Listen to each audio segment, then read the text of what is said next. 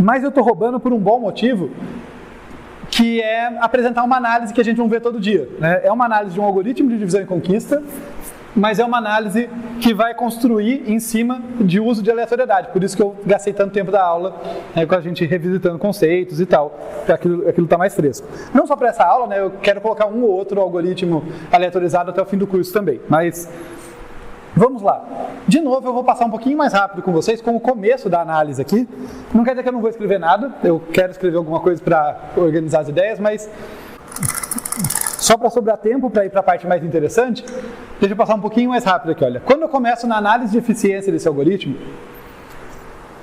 eu posso pensar em melhor ou pior caso dele, tá? Então já deixa eu tirar algumas coisas da frente.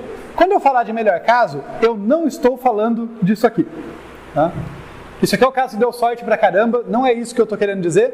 O que eu estou querendo é ganhar uma intuição sobre como se comporta o algoritmo quando ele faz boas divisões, né? Porque afinal é um algoritmo de divisão e conquista. Ele fica bom ou mal, não surpreendentemente, ele fica eficiente ou não, depende de fazer boas divisões ou divisões ruins, né? E aqui eu não tenho uma garantia, porque eu não quebro o vetor exatamente no meio, depende do pivô que eu escolhi aleatoriamente, tá? Então, vai ser melhor e pior caso que eu vou falar nesse sentido. Escolhi bons pivôs ou escolhi maus pivôs, tá? No caso, se eu tiver um azar tremendo e escolher péssimos pivôs, como que vai ficar a coisa? Primeiro, o que seria um péssimo pivô pra gente? O primeiro ou o último. Eu sortear aqui e pegar o menor elemento ou o maior elemento, né? E por que isso é um péssimo pivô? Porque, supondo que eu peguei o primeiro ou o último e não estava buscando por esse cara, né? Tem esse detalhe, mas vamos simplificar a vida, pensar que não é ele que eu estou buscando, vai sobrar n-1 elementos para eu fazer a chamada recursiva. Quer dizer, meu problema só diminuiu de 1. Né? Eu vou escrever rapidinho só para a gente ter aquela intuição, mas é assim, basicamente o que eu estou falando é, olha, na primeira chamada, lembra que o particiona tem um custo linear, né? E deixar isso muito claro que foi a parte que eu deixei para vocês verem, mas eu estou afirmando, ó, esse cara aqui tem um custo O de n, tá? Ele particiona in place e com eficiência linear. Uma única passada no vetor ele resolve o problema. Então, o trabalho local que a minha função recursiva faz é linear. Tá? Isso quer dizer que na primeira chamada eu vou fazer alguma coisa, um custo de operações do tipo C vezes N. Uma constante vezes N ali. Mas aí se eu tiver o pior pivô, vai sobrar N-1 caras para a segunda chamada. Então o custo na sequência vai ser C vezes N-1. Nesse momento eu já percebo o meu erro e falo, coloca C em evidência, vamos fazer a coisa só com N aqui. Então vai ser tudo, né, o trabalho acumulado no pior caso, estou falando no pior caso, é N mais N-1. Daí eu escolho o pior pivô de novo. Daí eu vou descontar só mais um elemento e vai sobrar N-2 e assim por diante até que eventualmente eu chegue em 1. Tá? Se a gente resolver essa PA, isso é uma progressão aritmética, né? Vai aumentando de 1 em 1, a gente já sabe que isso aqui dá n vezes n-1 sobre 2, que para todos os efeitos é da ordem de n ao quadrado. Você vai colocar θ, tá? Porque é limitado por cima e por baixo, ele é realmente uma função, como fala, uma função equivalente, assintoticamente, a n quadrado. Ok? Fez sentido? Isso não é pra gente se desanimar, e aqui eu quero fazer uma ressalva que às vezes eu não consigo fazer tão bem, tá? Vocês lembram que eu falei que eu não sou fã de análise de caso médio, porque a análise de caso médio é dependente da entrada? Não quer dizer que ela não pode ter seu valor, mas ela depende da entrada? Aqui eu estou falando para vocês que o pior caso desse algoritmo é n quadrado. Poxa vida, eu já tenho um algoritmo n log n para o problema da separação, ordena e devolve késimo, né? Então por que eu estou interessado nesse algoritmo? Por dois motivos. Um, esse pior caso é extremamente raro. Na prática ele não acontece. Se vocês quiserem se convencer disso, só pensa que eu tenho probabilidade 1 sobre n para pegar o pior elemento na primeira rodada, 1 sobre n-1 para pegar o pior na segunda, 1 sobre n-2 para pegar o pior na terceira. Quer dizer que a probabilidade disso acontecer acumulada é 1 sobre n fatorial. Tá? Não vai acontecer. Tá? N fatorial cresce muito rápido, 1 sobre n fatorial vai para 0 muito rápido. Tá? Então, é bom entender esse pior caso para a gente entender o que a gente quer e o que a gente não quer. Mas ele não vai acontecer. Então, tranquilamente, eu posso usar esse algoritmo na prática é muito eficiente e tal. Mas o que eu quero que vocês tenham em mente é que eu não estou... deixa eu me organizar as ideias. O que eu quero que vocês tenham em mente é que nós vamos falar de uma análise de caso esperado, de tempo esperado.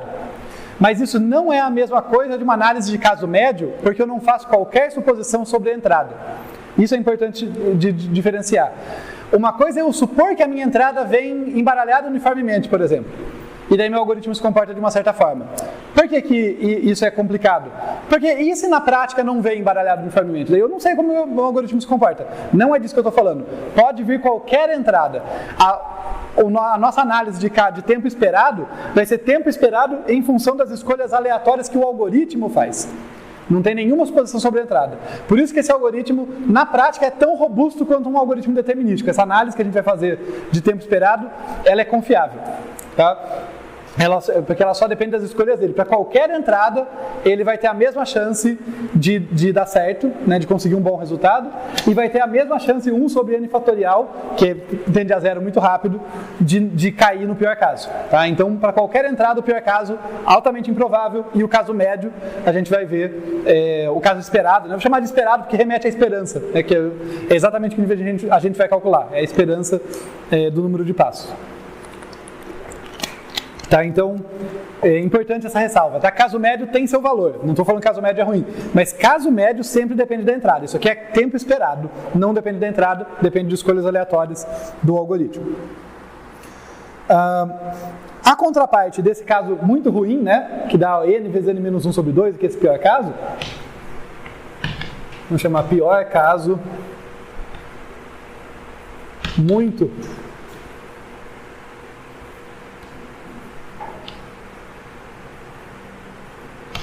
improvável, vamos pensar aqui no melhor caso. Melhor caso de divisões, vou chamar assim. Tá? Porque o melhor caso que eu simplesmente dei sorte e caí no cara que eu estava buscando, não me diz muita informação. Agora, o melhor caso de divisões, eu quero dizer, se eu fizer as melhores divisões possíveis, eu pegar sempre um pivô que divide muito bem, onde que eu vou chegar? E vejam que a gente consegue analisar o melhor caso muito rapidamente. Tá? Não é a análise que a gente vai fechar. A gente vai fechar uma análise que leva em conta as escolhas aleatórias. Mas só para a gente ver se tem esperança disso dar bom. Entende o que quer dizer? Serve como limitante, tipo assim, se eu analiso uma coisa no melhor caso, e no melhor caso ele der n log n, desiste. N log n já tinha, não vou melhorar, percebe? Então, o melhor caso é interessante para a gente ver se é promissor, se tem onde ganhar aqui. E por que eu falei que é muito fácil analisar o melhor caso? Qual que é a recorrência desse algoritmo se a divisão for sempre no meio, se eu tiver uma divisão muito boa? T de n vai ser igual, quantas chamadas recursivas ocorrem? Uma. 1 vezes. Se a divisão for sempre no meio, qual que é o tamanho do subproblema? N sobre 2. Como isso aqui é O de N, qual que é o custo não recursivo? C vezes N, né? É linear. Essa é a minha recorrência. A gente resolveu essa recorrência na aula passada. Ó. Isso é meu A, isso é meu B, isso é meu D. A igual a 1 é menor do que 2 elevado a 1, que é o B elevado a D aqui. Tá? Isso quer dizer que A sobre BD, que era a nossa razão, né? Lembra? A sobre BD é a nossa razão, é menor do que 1. Se eu passar o BD dividindo, a gente vai ter que isso aí vai dar menor do que 1. Tá? Porque o A é menor do que BD, A sobre BD é menor do que 1. Quer dizer que o primeiro nível domina. Tá? Isso aqui é o caso 2 do teorema mestre, que vai dizer que T de N é igual a Ozão de N elevado a D, que no nosso caso é O de N. Então é linear. Tá? Que era o melhor que a gente podia esperar, né? Até para o mínimo eu preciso percorrer o vetor pelo menos uma vez. Então no melhor caso esse algoritmo leva tempo linear. Ficou claro isso? Isso aqui eu estou usando o teorema mestre. Tá?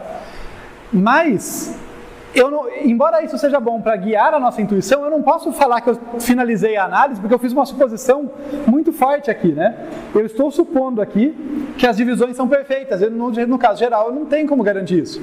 Tá? Então eu vou mostrar agora que no caso médio, no caso esperado, né, a esperança do tempo desse algoritmo respeita isso que a gente acabou de falar.